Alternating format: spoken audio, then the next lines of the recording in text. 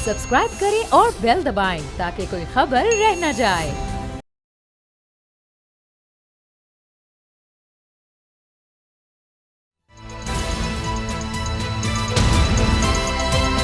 अब पता चला। बिस्मिल्लाहिर्रहमानिर्रहीम, अस्सलाम वालेकुम। मैं हूं मोहम्मद उसामा गाजी और आप देख रहे हैं अब पता चला। 21 अक्टूबर को नवाज शरीफ वापस आ रहे हैं या नहीं, एक बार फिर तारीख तब्दील होने की खबरें गर्दिश करने लगी हैं। खबर यह है कि नून लीग के अंदर दो ग्रुप बन गए हैं। मुफाहमती पॉलिसी के हामियों का ख्याल है कि नवाज शरीफ की वापसी के लिए अभी हालात साजगार नहीं।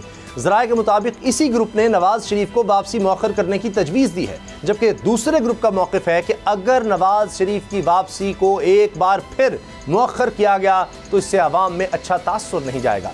एक ख्याल ये भी है कि नवाज शरीफ को इंतखाबात के करीब वापस आना चाहिए, मगर मुसीबत यह है कि इंतखाबात की तारीख पर भी बेयकीनी के बादल मंडला रहे हैं। फैसल वावडा दावा कर रहे हैं कि इंतखाबात जनवरी के आखिरी हफ्ते में भी नहीं होंगे। वावडा साहब ने भी नवाज शरीफ को मशवरा दिया है कि वो अभी वापस ना आए। ये मशवरे अपनी जगह, दूसरी तरफ मरियम बीबी नवाज शरीफ के इस्तेकबाल के लिए दिन रात एक किए हुए हैं। कॉर्नर मीटिंग्स, जलसे, मुशावरतें जोरों पर हैं।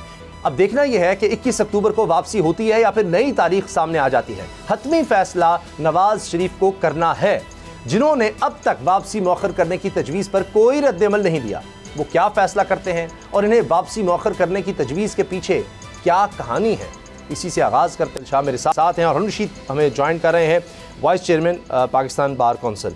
हारून रशीद साहब, आप इस बारे में क्या कहेंगे? जिस तरह मियां नवाज शरीफ साहब के हवाले से बात हो रही है, इसमें कानूनी पहलू बड़े अहम हैं, तो आपके नज़दीक कोई कानूनी तौर पर भी उनके लिए कुछ मसाइल हैं जिसकी वजह से शायद उनको वापस आने के लिए दोबारा सोचना चाहिए, या जिस तरह उनकी लीगल टीम ने उनको बताया कि वहाँ कोई मसला नहीं है, आपकी फांसी ज़मानत ले लेंगे और उसके बाद आप अपने आप को अदालत के सामने पेश कर देंगे और फिर मतलब आपकी ज़मानत कन्फर्म हो जाएगी और मसाइल नहीं होंगे, आपको जेल नहीं जाना पड़ेगा? यानी देखें, बड़ी मेहरबानी आपकी। देखें, मियाँ साहब एक सियासी लीडर हैं और एक बड़ी जमात के लीडर हैं और वो पहले भी कई दफ़ा जेल जा चुके हैं। ये कोई नई बात नहीं, सियासी लीडर जो होते हैं जेल जाते रहते हैं।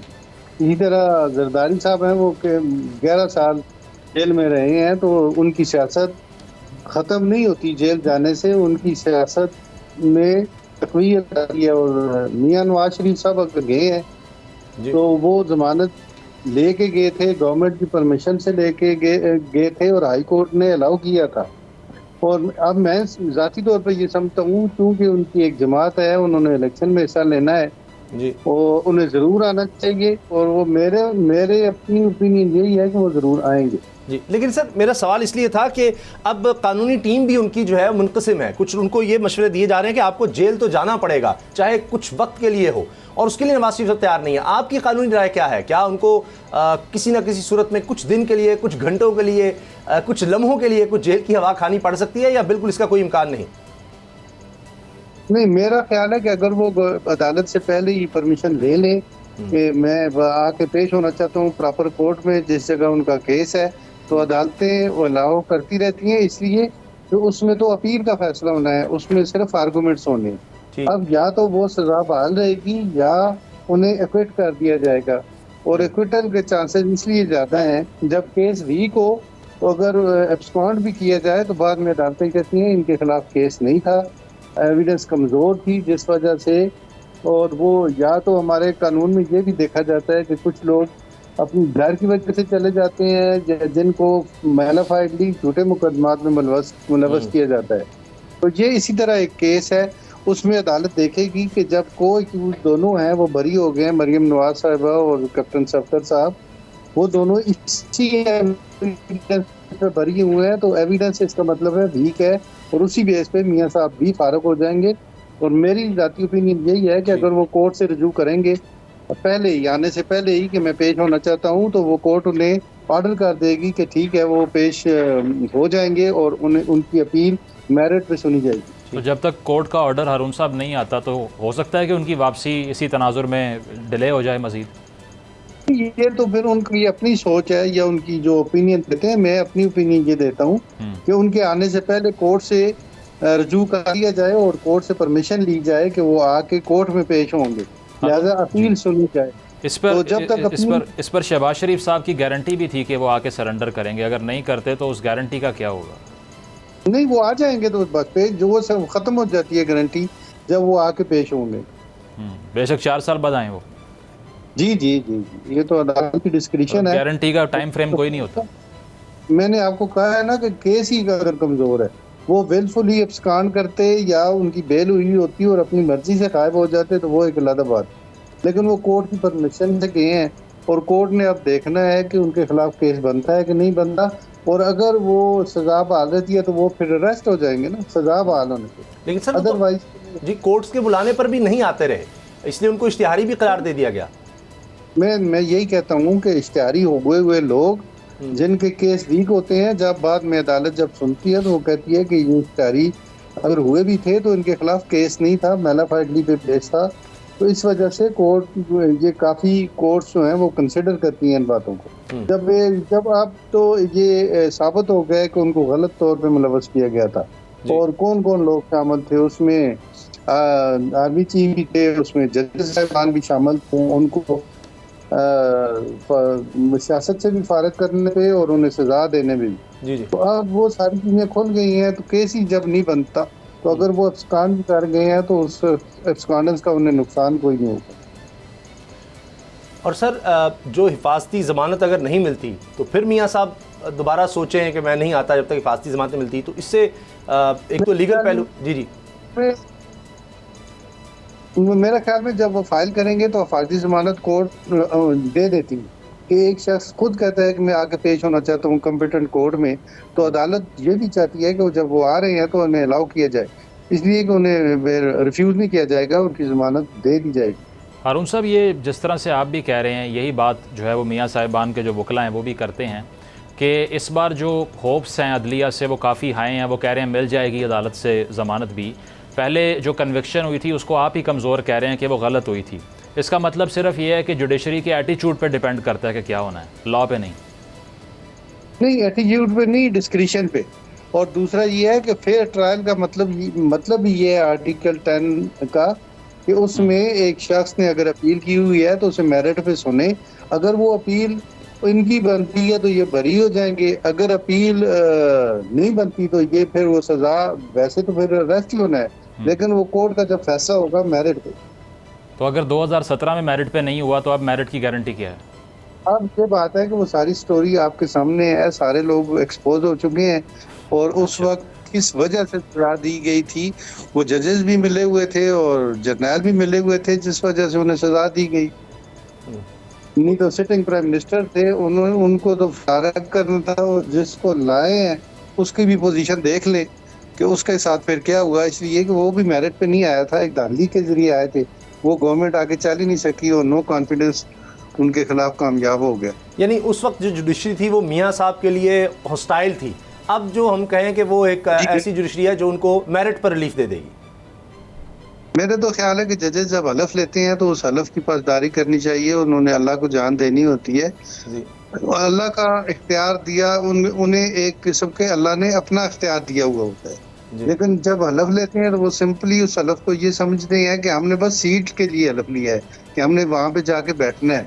ये बात जहन से निकल जाती है कि हमने जो फैसले करने हैं वो अल्लाह को जवाब देना है, क्योंकि अल्लाह फैसले तो अल्लाह का इख्तियार होता है, फैसले वहाँ पे होते हैं। जी जी। लेकिन ये दो बंदों में जजेस बना दिए जाते हैं तो उसका इख्तियार अल्लाह की तरफ से होता है कि बंदों में इंसाफ करो, जी मखलूक में करो, जजेस का काम ये है। हारून साहब, इस पर जिस तरह से आप बात कर रहे हैं कि उस वक्त जो भी हुआ वो सब एक्सपोज हो चुके हैं, ये 5-6 साल का अरसा गुजरने के बाद एकदम से जुडिशरी अपने आप को खुद ही रिफॉर्म करके कहती है वो गलत हो गया था, तो ये जब तक हम एहतसाब नहीं करेंगे इन कैरेक्टर्स का जिन्होंने 5-6-7 साल ऐसे ज़ाया करने का जो है वो हैबिट डाली हुई है जैसे कोई अरसा होता ही नहीं है मुल्कों की तारीख में। देखें ना, अब इस अदलिया ने तो भुट्टो साहब को जब फांसी दे दी तो बाद में जजेस ने खुद एडमिट किया कि हमारी मजबूरी थी, एक डंडा था हमारे साथ। अब अगर एक शख्स जज बनता है तो उसे किसी की परवाह नहीं होनी चाहिए, उसने अल्लाह को जवाब दे होना होता है, इसलिए फैसले जो है अपनी ज़मीर के और पे करने चाहिए और इंसाफ करना चाहिए किसी की जान लेने से। अब आपने देखा कि भुट्टो साहब का नाम तो अब भी जिंदा है, इसलिए भुट्टो कहते हैं कि भुट्टो जिंदा है आज भी। तो जब आप फैसले इस तरह करेंगे, अब काई साहब आए हैं, काई साहब ने उस दिन कोर्ट में बैठे हुए, फुल कोर्ट जब केस हेयरिंग हो रही थी, तो उन्होंने कहा था कि ये जो तस्वीरें चीफ जस्टिस की लगी हुई हैं, इन्होंने ऐसे ऐसे काम किए हैं कि जो कि आइन और कानून के मुनाफी हैं, और इनके, मैं तो कहता हूँ उनके खिलाफ ही स्ट्रक्चर पास होना चाहिए कि जिन लोगों ने मार्शल लॉ को डिफेंड किया, मार्शल लॉ जब भी लगा, 3 मार्शल लॉ लगे, अयूब खान, जियाउल हक और मुशर्रफ का, और हमारी अदलिया ने, सुप्रीम कोर्ट ने उसे सपोर्ट किया कि किस जगह पे आइन पे लिखा हुआ है कि सुप्रीम कोर्ट जो होगी, जब आइन एब्रोगेट होगा तो उसे सपोर्ट करेंगे, या आर्मी चीफ को ये इजाजत देंगे कि वर्दी में आप इलेक्शन लड़ो और सदर बन जाओ। आपकी बात दुरुस्त है, मगर वही तो अब नवाज शरीफ साहब ने नारा तो लगाने की कोशिश की थी, लेकिन वो फिर मुफाहमत आड़े आ जाती है। यही तो मसला है। उन्होंने तो जजेस के नाम भी लिए थे, लेकिन वो हो नहीं पाता। अच्छा, ये फरमाइए कि अब कहीं ऐसा तो नहीं, आपने जिस तरह भुट्टो साहब की मिसाल दी, तो अब आज हमने देखा कि मियाँ साहब के बारे में कहा जा रहा है माजी में उनके खिलाफ गलत फैसले हुए, तो आज तहरीक इंसाफ ज़ेरे अताब है। वो कोई जलसा जुलूस, किसी किस्म की कोई रैली कहीं नहीं, कोई 2 आदमी नहीं इकट्ठे हो सकते तहरीक इंसाफ के चेयरमैन। तो कहीं हम 4-5 साल बाद यही तो नहीं डिस्कस कर रहे होंगे, तो तब भी जुडिशरी हॉस्टाइल थी जी। देखिए, अगर जब ट्रायल हो जाता है और उस एविडेंस आती है, या तो सीधी मैलाफाइडी हो। तहरीक इंसाफ का जो चेयरमैन है, उसने आपके सामने है सारी, उन्होंने गवर्नमेंट किस तरह की, उन्होंने, उनकी कॉम्पिटेंसी ही नहीं थी, उनके पास ना फाइनेंशियल टीम थी, ना एक्सटर्नल अफेयर्स का कोई प्रोग्राम था, ना इंटरनली वो मैनेज कर सके। तो हालात तो उस वक्त महंगाई इतनी ज्यादा थी, तो उसी की महंगाई की वजह से आज भी हम महंगाई फेस कर रहे हैं जी। उनके खिलाफ आज तो मास प्राइम मिनिस्टर बनने के और कोई एजेंडा ही नहीं था, और ख्वातीन ने भी करप्शन की, उन्होंने भी की। जब उन्हें एक केसेस सर करप्शन के, हाँ जी, गुजारिश है, करप्शन से ज्यादा केसेस तो ये है कि लोग लापता हो जाते हैं और उसके बाद प्रेस कॉन्फ्रेंस और वो सब, और केसेस वो खत्म हो जाते हैं। यहाँ तो कुछ और हमें नजर आ रहा है। वो तो मेरा ख्याल है सियासी शऊर न होने की वजह से प्रेस कॉन्फ्रेंस करते हैं। देखें ना, पीपल्स पार्टी और मुस्लिम लीग के लोगों को सजाएं हुई, सजाएं मौत हुई, लोगों ने आके प्रेस कॉन्फ्रेंस नहीं की, वो ना ही आर्मी को ब्लेम किया।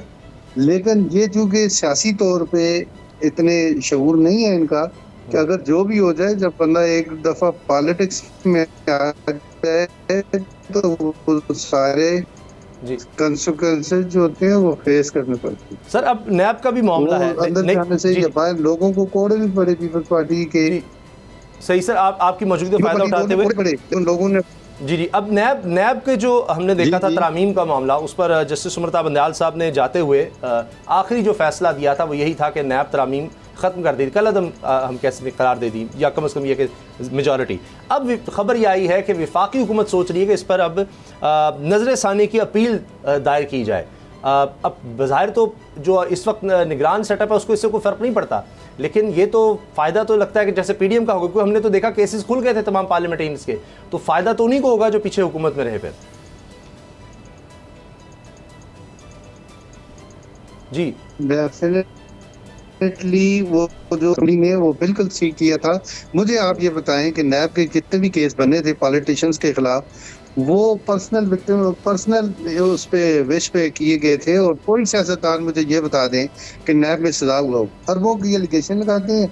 आसिफ जरदारी साहब जेल में भी रहे हैं, बाद में सारे केसेस में भरी, नवाज शरीफ साहब भरी, जितने और भी सियासतदान जितने भी हैं। अब ये सिर्फ जो लोअर तबका है या सरकारी मुलाजिम है उसको ये सजा दे देते हैं।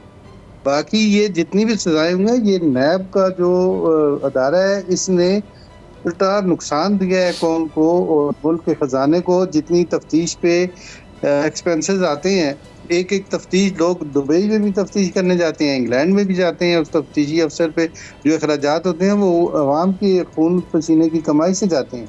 मुझे बताएं कि इनकी जो एलिगेशन अगर अरबों की लगाते हैं, तो उन अरबों में 1 अरब या 2 अरब या 3 अरब तो इन्होंने बरामद किया हो, तो वो एक ये मेलाफाइडी पे बेस करता है। ये कानून ही इसका मिस यूज किया गया है और पॉलिटिकल विक्टिमाइजेशन है। आपकी हुकूमत है, आपके मुखालिफ जो है, आपने उन्हें अंदर करना है, जिस तरह पीटीआई ने किया था कि शहबाज शरीफ को भी अंदर, जी नवाज शरीफ को भी अंदर, तो जरदारी को भी, तो सारों को, औरतों को भी, फरियाल गौर साहबा को भी अंदर।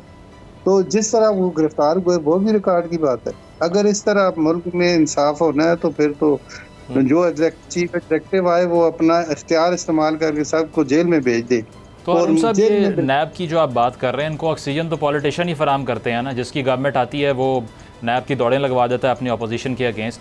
तो सब इसके डसे हुए हैं, कंसेंसस फिर भी नहीं करते, स्ट्राइक डाउन फिर नहीं करते, तो फिर ब्लेम नैब को करें कि पॉलिटिशियंस को करें हम? सर इसमें तो मिले हुए एस्टेब्लिशमेंट पहले मिली हुई थी, नैब मिला हुआ था और हमारी जुडिशरी मिली हुई थी। ये तो सारा उन तीनों का किरदार है कि आपस में मिल के जो कहते हैं जिसको अंदर रखना है उसको अंदर रखना है। जब कोई और पोजीशन चेंज होती है तो वो सारे बाहर आ जाते हैं, तो फिर हालात चेंज हो जाते हैं। हकायक पे फैसले अगर आपको कुछ नजर आते हैं तो वो मुझे बता दें। तो सर अब चूँकि फिर एक दफ़ा हमने देखा है कि सोचा जा रहा है जैसे तब्दीली आ चुकी है अब, या उमर तामद दयाल साहब के रिटायरमेंट के बाद, तो अब कोई वो बेंच से मुख्तलिफ बेंच बने और फिर नज़र सानी में बिल्कुल डिफरेंट कुछ आ जाए, तो इससे फिर यही बात आ जाएगी जो मुजम्मिल बात कर रहे थे कि बेंचेस की तश्कील या चीफ जस्टिस के बदलने से या कुछ जजेस के सोच बदलने से सारा कुछ बदल जाता है, वो कानून ही बिल्कुल बदल जाएगा। पीछे कुछ जजेस कह रहे थे कि जी बिल्कुल गलत है, अब जजेस आएंगे और वो कहेंगे नहीं जी ये तरामीम सही थी। तो इससे भी तो सर एक इम्प्रेशन ये जाएगा कि यहाँ पर ये नहीं है कि कानून आइन, उसकी इंटरप्रेशन हर बंदे की अपनी है और उसके तहत जनाब जब वक्त बदलेगा, हालात बदलेंगे, तो वही जो कल चोर डाकू थे या करप्ट तरीन लोग थे वो दूध के धुले हो जाते हैं, और उसके बाद वही जो आज दूध के धुले हैं वो कल को फिर दोबारा करप्ट हो जाएंगे। तो ये तो साइकिल चलता रहेगा, इसका मतलब है। लेकिन हमारी हिस्ट्री तो ऐसी ही रही है। लेकिन अब मैं समझता हूँ कि जिस तरह काजी फाजिल साहब ने ये इनिशिएटिव लिया है कि पूरी कोर्ट को, जिसके लिए हम पाकिस्तान बार कौंसिल के जरिए हम रिक्वेस्ट करते रहे बंदियाल साहब को कि जो भी आपके नेशनल इश्यूज हैं इनके लिए फुल कोर्ट बेंच बना लें, जो मर्जी फैसला हो जाए। लेकिन उन्होंने अपनी मर्जी के बेंचेस बनाते रहे और सबसे पहले ये पता चलता था कि ये जो बेंच है ये फैसला क्या करेगा। अब 15 जजेस बैठे हुए हैं, 15 जजेस में जो मेजॉरिटी होगी वो फैसला आएगा, इसीलिए अवाम देख रही है, वो लाइव है सारा। बहुत शुक्रिया, बहुत बहुत शुक्रिया हारून रशीद साहब, vice chairman Pakistan bar council, आपने हमें वक्त दिया। ब्रेक के बाद बात करेंगे गैर कानूनी तौर पर मुकीम पाकिस्तानियों के लिए सिर्फ अब 26 दिन का मौका रह गया है कि वो वापस चले जाएं, वरना उनके खिलाफ सख्त एक्शन होगा। इसके अलावा से जो डेडलाइन है उससे हुकूमत पीछे हटने को तैयार नहीं है। फैक्ट्स एंड फिगर्स भी सामने आ रहे हैं कि कितने गैर मुल्की हैं जो पाकिस्तान में शरपसंदी में मुलव्वस हैं और हर सूरत इनको अब वापस भेजा जाएगा। ब्रेक के बाद बात करेंगे। अब पता चला 26 दिन बाकी हैं। गैर मुल्की जो पाकिस्तान में मुकीम हैं उनको वापस जाने का ये आखिरी मौका है और इस दफ़ा वाकई लगता है कि पाकिस्तानी हुकूमत ने ये फ़ैसला कर लिया है। इससे पहले हमने देखा कि इस दफ़ा डेडलाइन आई, बहुत सी बात हुई, लेकिन जिस तरह इस दफ़ा लग रहा है कि हुकूमत बिल्कुल डट चुकी है और इस पर मुसलसल बात हो रही है, मुसलसल मीटिंग्स हो रही हैं, बताया जा रहा है, चीज़ें सामने आ रही हैं, लगता यह है कि इस दफ़ा पाकिस्तानी हुकूमत पीछे नहीं हटेगी। और ख़ास तौर पर जब ये अनाउंसमेंट हुई और उसके बाद फिर एक अफसोसनाक वाक़या हमने देखा, चमन बॉर्डर पर हुआ और वहाँ पर फायरिंग की गई। मैंने उसकी वीडियो भी देखी, सीसीटीवी फुटेज, कि कोई पाकिस्तान की तरफ से कोई इश्तिहार नहीं दिलाया गया, बल्कि उसमें नज़र आता है कि एक फ़ौजी जवान वैसे ही बैठा हुआ है और दूसरी तरफ से फायरिंग की जाती है। उसमें फिर हमारे 2 शहरी जो हैं वो शहीद हो गए। इस पर पाकिस्तान ने सख्त रद्दअमल का इज़हार किया है। मुज़म्मिल, लग तो ये रहा है कि अब इसके अलावा और कोई यानी चॉइस नहीं है इन लोगों के पास जो इतने अरसे से पाकिस्तान में रह रहे हैं। और इसमें ये भी चूँकि अब सामने आ चुका है, ये फैक्ट भी, ये हकीकत है कि पहले भी ये बात होती थी कि वहाँ से आकर यहाँ पर पाकिस्तान में दहशतगर्दी की जाती है, लेकिन अब तो खुदकुश हमलों में जो लोग मुलव्वस पाए गए उसमें 75% वो हैं जो पाकिस्तान से ताल्लुक़ नहीं रखते। देखें, इसमें तो पाकिस्तान ने हिस्टोरिकली, आपको याद होगा जब पाकिस्तान बना तो उसके फौरी बाद जो UN में जो अगेंस्ट वोट दिया गया अफ़गानिस्तान ने दिया था जी, और तब से लेके आज तक एक कन्फ्रंटेशन ही रही है। हाँ, कभी वो कम होती है, कभी एग्रेवेट कर जाती है, और ये वो बॉर्डर लाइन है, ये वो ख़ित्ता है जिसको देख के भारत भी शुक्र अदा करता है कि कहीं ये हमारे बॉर्डर पे नहीं आ गया। उसकी वजह यह है कि सेंचुरी से इंस्टेबिलिटी इस खित्ते का एक मुकद्दर बन चुका है। और जब सोवियत रशिया भी हारा था यहाँ पर, तो अमेरिकन्स कहा करते थे कि Afghanistan is Russia's Vietnam actually, जहाँ पर आकर उनके साथ वही जो हमारे साथ वियतनाम में हुई थी बेसिकली। तो ये एक तो सेंचुरी से इंस्टेबिलिटी, दूसरा पाकिस्तान की फॉर्मेशन के बाद से एक तो पहले कन्फ्रंटेशन के एक तो वजूद पे उनको एतराज़ था, और उसके बाद में आगे चलकर अगर हम बात करें कोल्ड वॉर के बाद, तो वो जो सारी वहाँ पर एक मिलिटेंसी थी वो यहाँ पर आना शुरू हो गई। अब भी अगर हम बेदखली की बात कर रहे हैं गैर कानूनी मुहाजिरीन की, तो जो लीगल हैं वो भी 21 लाख हैं। Now that is a very massive number. तो जो लीगली मुकीम भी हैं उनका नंबर भी बहुत बड़ा है, और जो इलीगल हैं उनको निकालना भी is a very very great challenge. उसकी वजह यह है कि ये मैं समझता हूँ कि शायद रेफ्यूजीज़ की सबसे बड़ी मूवमेंट होगी लेटेस्ट टाइम्स के अंदर या रीसेंट टाइम्स के अंदर, मॉडर्न हिस्ट्री के अंदर, क्योंकि 17 लाख या इवन आप 12 लाख भी लगा दें ऑफिशियल फिगर्स जो हैं, तो इसकी जो मूवमेंट है इसको एग्जीक्यूट करना इज़ वेरी डिफ़िकल्ट। तो वो देखना पड़ेगा कैसे पाकिस्तान की गवर्नमेंट या स्टेट क्राफ्ट कैसे फैसिलिटेट करता है इन लोगों को सिक्योर तरीके से वहाँ तक पहुँचाने का, क्योंकि चैलेंज यही है कि बॉर्डर पे जिस तरह से आपने चमन का वाक़या बताया है अभी, अब इसमें क्रॉस बॉर्डर फायरिंग भी होती है। अक्सर आपको ये सुनने को मिलेगा कि अचानक से एक पोस्ट खड़ी कर दी है उन्होंने ड्यूरन लाइन के बिल्कुल साथ, और वो पोस्ट जो होती हैं वो इलीगल होती हैं। उसकी वजह ये है कि आपको दूसरे कंट्री को कॉन्फिडेंस में लेने के बाद पोस्ट वहाँ पे बनाने की परमिशन होती है, लेकिन अक्सर आपको एकदम से इमर्ज करती दिखाई देंगी। सोशल मीडिया पे इतनी फुटेजेस हैं जहाँ पर अफ़गान आर्मी भी है वो फायरिंग कर रही है और वो अनप्रोवोक्ड फायरिंग कर रही है। ऐसे ही स्कर्मिशेस की जो ख़बरें हमें मिलती रहती हैं, तो ये इसमें सिविलियंस भी जो है वो अंडर अटैक आते हैं, सिक्योरिटी फोर्सेस भी आती हैं। तो मुझे तो खुदा न खास्ता जो सूरत हाल है अगर ये इसी तरह चलती रही तो पाकिस्तान को तो एक एब्सोल्यूट इनिशिएटिव लेना पड़ेगा अफ़गानिस्तान के अगेंस्ट। अब आप इसको ऑल आउट वॉर की सिचुएशन कह दें, लेकिन अगर इसको नाम ना भी दें तो जो हालात होते हैं एक जंग के अंदर वो तो बने हुए हैं वहाँ पे। पहला क्राइसिस क्या है कि रेफ्यूजी क्रॉस कर रहा है, दूसरा क्राइसिस ये है कि वो बॉर्डर को एक्सेप्ट ही नहीं कर रहे, तीसरा क्राइसिस ये है कि स्मगलिंग बंद नहीं हो रही, चौथा ये है कि जो ट्रांजिट ट्रेड चल रही है उसके गार्ब के नीचे बहुत बड़ी ब्लैक मार्केट है जो कि वहाँ बैठ के ऑपरेट करती है।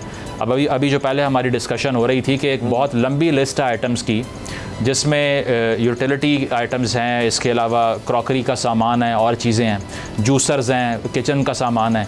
ये सारा अब अफ़गानिस्तान डायरेक्टली बाहर से इंपोर्ट नहीं कर पाता, पाकिस्तान इंपोर्ट करता है, हमारा डॉलर जाता है बाहर और ये सामान यहाँ से बॉर्डर क्रॉस करके वहाँ चला जाता है। तो अब इससे हमारा तो आगे बैलेंस ऑफ पेमेंट का क्राइसिस चल रहा है। तो हम आप यही समझ लें कि किसी और मुल्क की लोकल मार्केट को चलाने के लिए अपने हाथ काट कर बैठे हुए हैं। तो इसको अगर हमने कर्टेल करना है तो इसमें बड़े सख्त फ़ैसले मुझे लगता है लेने पड़ेंगे।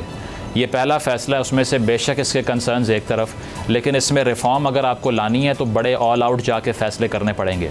पाकिस्तान का इंटरनेशनल स्टेज पे जो एक इनफेमस तरीके से पिछले 30 साल एक इमेज रहा कि हम अफ़गानिस्तान के अंदर कुछ एलिमेंट्स को सपोर्ट करते रहे कोल्ड वॉर के टाइम से, उसको रिवर्स करना पड़ेगा। अगर उसको रिवर्स नहीं करेंगे तो ये वो स्टेज आ चुकी है जब उनका बेनिफिट और आपका बेनिफिट बिल्कुल मुतज़ाद खड़े हुए हैं। पहले ऐसा नहीं था। पहले इसलिए नहीं था कि एक तो भारत की इन्वेस्टमेंट थी वहाँ पे बहुत ज़्यादा, आपको पता है कि अशरफ गनी साहब की गवर्नमेंट के अंडर बहुत क्लोज टाइज थे इंडिया के साथ। तो पाकिस्तान ने एज अ फॉरेन पॉलिसी गोल उसको डिटर करने के लिए अपने इकदाम लिए। अब तो वो सिचुएशन भी नहीं है। अफ़गान तालिबान की रिजीम भी कहती है कि हम सबसे बात करेंगे, क्या फ़ायदा हुआ हमें? अगर तो वही गोल था, फ़ायदा हुआ नहीं हुआ।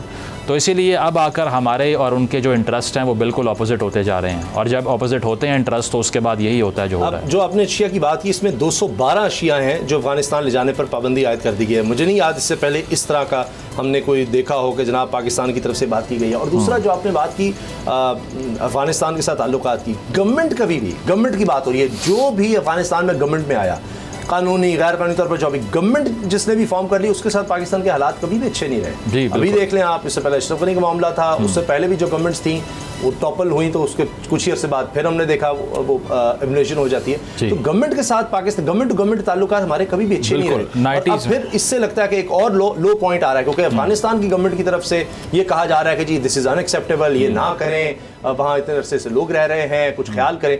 मगर एक चीज़ है फैसला करना, जो जाहिर है कि सही फैसला नज़र आता है, मगर 26 दिन में चले 10 लाख भी अगर हम लोग लगाते हैं तो 26 दिन में तो मुझे लगता है 1 लाख लोगों को भी वापस भेजना एक बहुत बड़ा टास्क है, उनको आइडेंटिफाई करना। फिर 10 लाख अगर चले हमारे पास नंबर्स हैं, उनमें मेजॉरिटी बच्चों की होगी और बच्चे भी जो अनरजिस्टर्ड, क्योंकि इनका तो ये है कि यहाँ आकर रजिस्टर भी नहीं करवाने होते। जब तक वो 18 साल की उम्र तक पहुँचते होंगे फिर कोशिश करते होंगे किसी तरह से उनका कुछ शनाख्ती कार्ड कुछ बन जाए, तो पता ही नहीं है। पूरी फैमिलीज़ को यहाँ से रिलोकेट करना ये बहुत बड़ा टास्क है। वो अपनी मर्जी से, यानी खुद से, जो अफगानिस्तान की तरफ से कहा जा रहा है जी अपनी मर्जी से जो आ जाए, वो तो पिछले 40 साल में नहीं गए, वो अभी अपनी मर्जी से नहीं जाएंगे। तो उनको एक देखना, मैपिंग करना, फिर वहां जाना, अभी कुछ गिरफ्तारियां मैंने सुनी है, और फिर उनको वहां पर भेजना, ये यानी उल्टा हमारे लिए काफी खर्चे का काम नजर आएगा कि उनको किसी तरह से आपने वहां रिलोकेट करना है, उनकी पूरी डॉक्यूमेंटेशन रखनी है, बनानी है कि ये कहाँ रह रहे थे, किस तरह से, कब से थे, ताकि ये ना हो कि फिर ये वापस आ रहे हों। बिल्कुल बहुत बड़ा टास्क है। देखिए, इसमें पाकिस्तान का जो बेसिक टारगेट है ना, वो ये नहीं है कि इनको आखिरी नंबर तक यहाँ से निकाल देना है फिलफौर। उससे बड़ा टारगेट हमारा ये है, जिसके लिए हम इसको कर रहे हैं, वो ये है कि अफ़गानिस्तान वहाँ पे जो एलिमेंट्स एंटी पाकिस्तान बैठे हुए हैं उनके ख़िलाफ़ कार्रवाइयाँ करे। मुझे ये लगता है कि इस मूवमेंट के आगाज़ होने के बाद ही अगर अफ़गान गवर्नमेंट पे प्रेशर आया और उन्होंने कुछ करना शुरू कर दिया तो शायद हमारी इतनी हार्श टोन तब ना रहे, क्योंकि हम अचीव सिर्फ वही करना चाहते हैं कि आपके वहाँ पे जो हाइड आउट्स बने हुए हैं, जिसके ऊपर पहले माजी में भी हम एयर स्ट्राइक्स करते रहे हैं वहाँ जाके, और उनके जो है वो कॉन्सेंट से करते रहे हैं। इस अफ़गान गवर्नमेंट जो कि अभी रिसेंटली वहाँ पर है, जब ये आई है तब भी इन्होंने कॉन्सेंट दिया था, और बाद में आप चालाकी देखिए कि जब वहाँ के एलिमेंट्स इनसे सवाल करते हैं, दाइश के लोग और लोग, तो ये कहते हैं हमने परमिशन नहीं दी। और वैसे इन्होंने कहा होता है कि आप आ जाएं और डिस्ट्रॉय करें इन हाइड आउट्स को, तो क्योंकि हम करेंगे तो हमारे खिलाफ हो जाएंगे। तो ये डबल गेम है कि वो उन्हें कुछ और कहते हैं, हमें कुछ और कहते हैं। असल मसला ये है कि उनकी फॉरेन पॉलिसी क्लैरिटी नहीं है। या तो वो ऐलान करें, आपको याद होगा चाइना और पाकिस्तान ने जॉइंटली कहा था अफ़गानिस्तान को, जैसे ही वहाँ तालिबान रजीम आई थी, कि एक तो जो एटम की तहरीक है, ईस्ट तुर्किस्तान इस्लामिक मूवमेंट, वो है एंटी चाइना मूवमेंट, और वहाँ जिनजियांग का जो रीजन है जो कि बॉर्डरिंग एरिया है पाकिस्तान के साथ, वहाँ पे एटम के फ़ाइटर्स मौजूद होते हैं, वो एंटी चाइना फ़ाइटर्स हैं। तो चाइना ने कहा कि आप एटम को बंद करें, पाकिस्तान ने कहा आप टीटीपी को बंद करें। ये दो मुतालबात किए, उन्होंने कहा ठीक है, एक की भी पासदारी नहीं की। तो जब तक वो नहीं किया, ये भी उन्होंने कहा था कि अच्छा हम इनको यहाँ से जो बॉर्डर में रह रहे हैं इनको हम दूर, यानी बॉर्डर से दूर किसी और जगह ले जाते हैं, वो भी नहीं हो सका। बिल्कुल नहीं हो सका। और ये इसीलिए है कि ये मूवमेंट बेसिकली, ये जो असल जो रिज़ल्ट इससे हम अचीव करना चाहते हैं, जो मुझे समझ आई है, वो यही चाहते हैं कि ये जो गारंटी उनसे मांगी थी वो पूरी नहीं कर रहे, और वो पूरी ना करने का ख़मियाज़ा हमें भुगतना पड़ता है कि कभी जलसों में धमाका होता है, कभी अस्पतालों में, कभी मसाजिद के ऊपर, कभी 12 रबीउल अव्वल के जुलूस जो है वो निकलते हैं, उनके ऊपर जो है वो धमाके हो रहे हैं, मजालिस के अंदर धमाके हो रहे हैं, स्कूल में हो रहे हैं। बिल्कुल। तो ये हमें इस ह्यूमन कॉस्ट को मज़ीद पे नहीं करना। 70-80 हज़ार का नंबर हम लेके फिर रहे हैं, इसके बाद भी हमारा थ्रेशोल्ड अगर ख़त्म नहीं होता तो फिर हमें सोचना पड़ेगा कितनी जानें और देनी है हमने, सिविलियंस की, बेकसूर लोगों की, सिक्योरिटी फोर्सेस की। इसको रोकने के लिए फॉरेन पॉलिसी स्ट्रेटजी होनी चाहिए थी। मैं इस बात से डिसअपॉइंट हुआ कि बिलावल भुट्टो साहब नहीं गए वहाँ पे। जाना चाहिए था, एक स्ट्रेटेजिक टॉक करनी चाहिए थी। आप बेशक किसी न्यूट्रल वेन्यू पे चले जाएं, पहले दोहा में मुज़ाकरात हुए ना, बिलावल साहब इन्वाइट कर लेते, वहाँ जाके कर लेते उनसे, लेकिन नहीं किया। वहाँ पे हिना रब्बानी साहिबा को भेजा, उसका भी वो इम्पैक्ट नहीं आया, उस पर कोई डेवलपमेंट नहीं हुई। तो हमने डिप्लोमेटिकली इस वॉर को नहीं लड़ा, और डिप्लोमेसी जब फेल होती है तो उसके बाद एक ही ऑप्शन होता है जो कि अब हो रहा है। अच्छा, ये बताएं कि ये कितना बड़ा प्रेशर है, ये 10 लाख लोगों, और अगर वही बात आपकी कि अच्छा 5,000 10,000 आप उनको भेजना शुरू करते हैं और अफगान गवर्नमेंट को अंदाजा होता है, और वैसे तो अंदाजा सबको नजर आ रहा है अभी से हो रहा है, सीरियस, हाँ, उनको पता लगे तभी तो उनके इस तरह के बयान आ रहे हैं।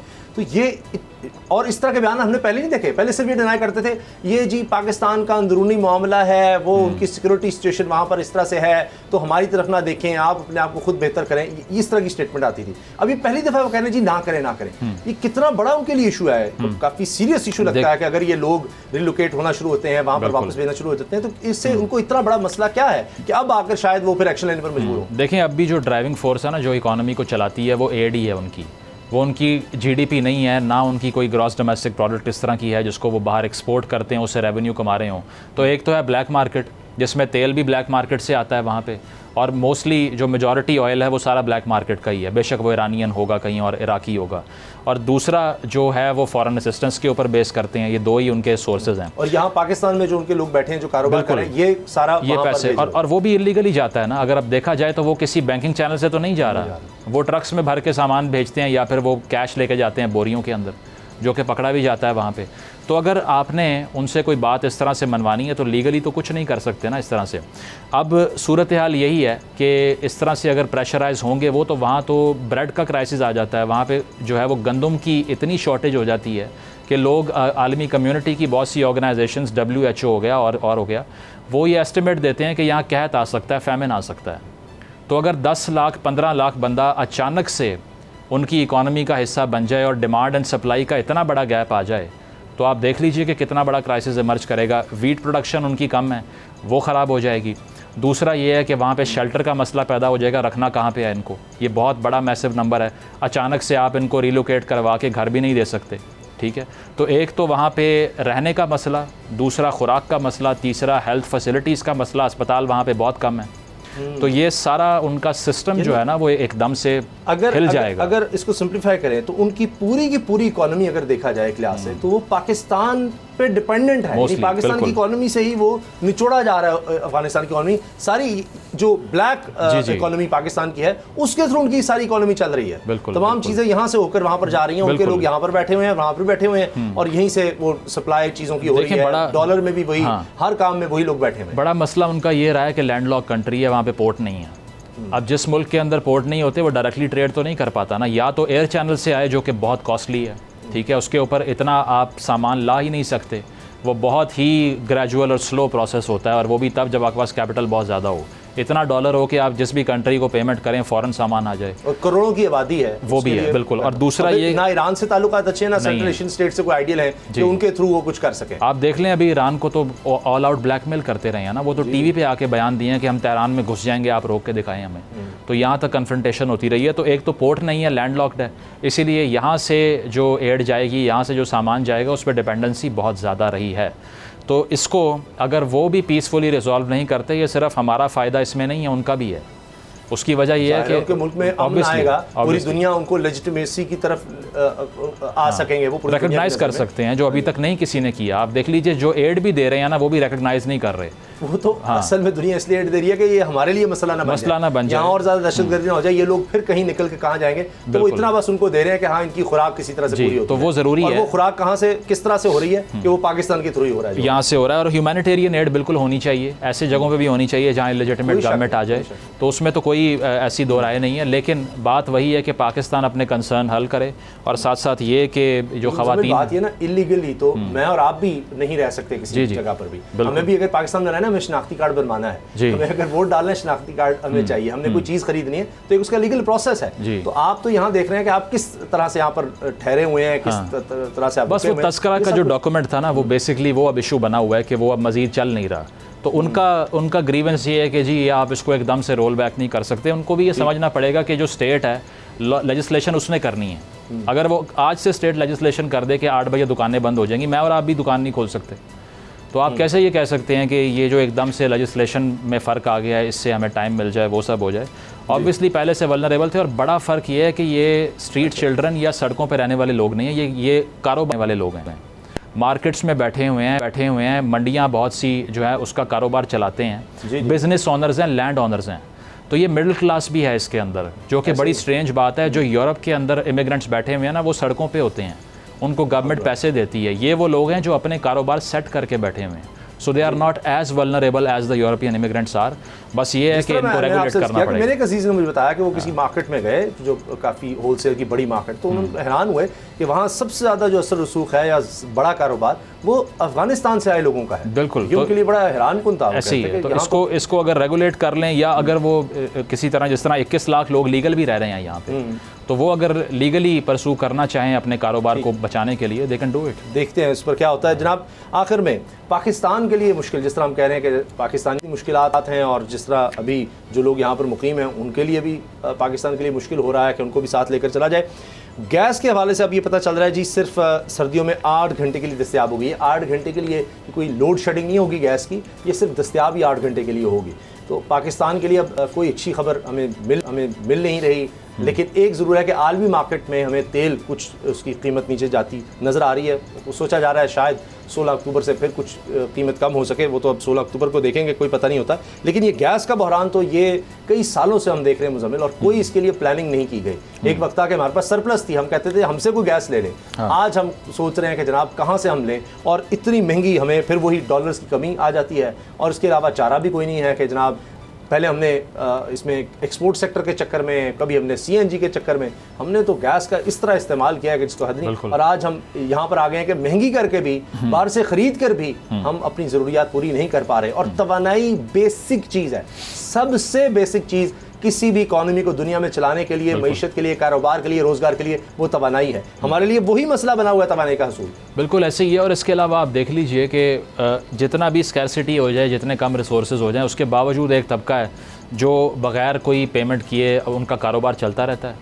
अभी एक साहब हैं जिनको इस्लामाबाद में जेल में डाला है, मल्टीपल बिजनेस ओनर्स हैं, ठीक है, बिलियनियर हैं, और उनकी कोई अरबों रुपए की नॉन पेमेंट है बिजली के बिलों की। और पूरी दुनिया में कारोबार फैल चुका है, लेकिन यहाँ बिजली का बिल अदा नहीं करना, अगर उसमें भी कोई आपके पास आएगा बिल मांगने, उसको टिप कर देना है आपने कि ये आप ले लें, बिल ना मांगे हमसे। तो एक तो मसला ये है कि जो कनेक्शंस इलीगल लगते हैं, फैक्ट्रीज़ इस तरह की हैं जिन लोगों को शेल्टर किया जाता है एलीट की तरफ से। दूसरी बात कि इंटरनेशनल स्टेज पे अपना केस नहीं लड़ पाते। मैं टापी की बात कर रहा हूँ, जो TAPI का एग्रीमेंट था, मुझे और बहुत से लोगों को होप थी उससे कि इसके बाद तो पाकिस्तान के अंदर एटलीस्ट गैस का कोई मसला नहीं होगा।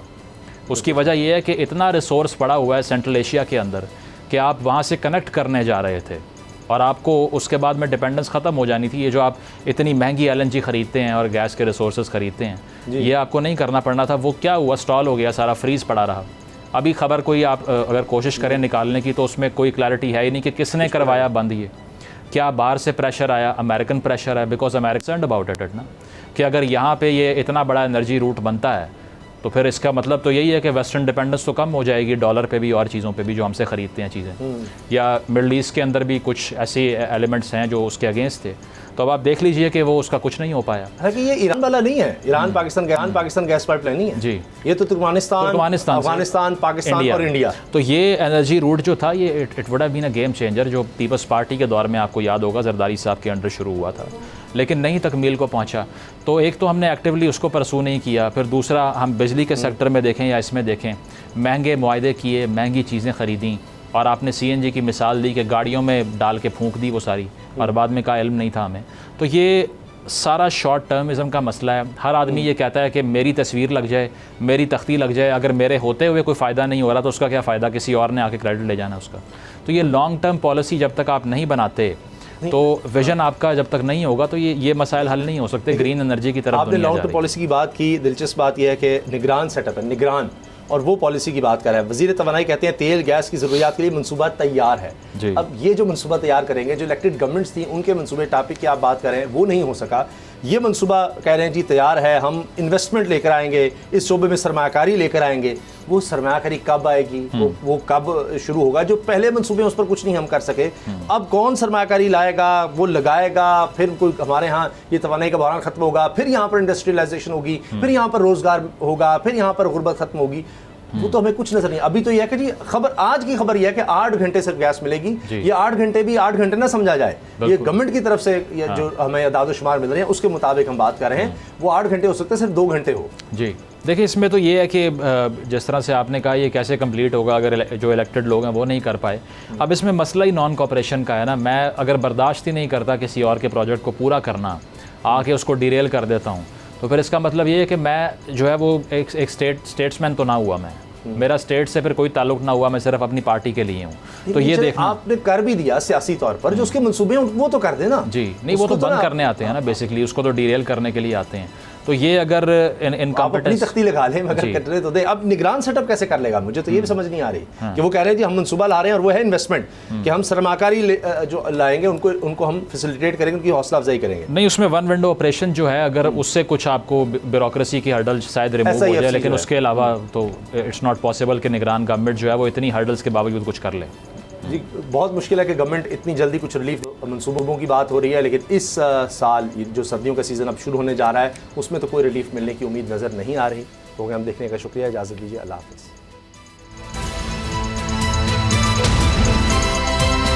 अब पता चला।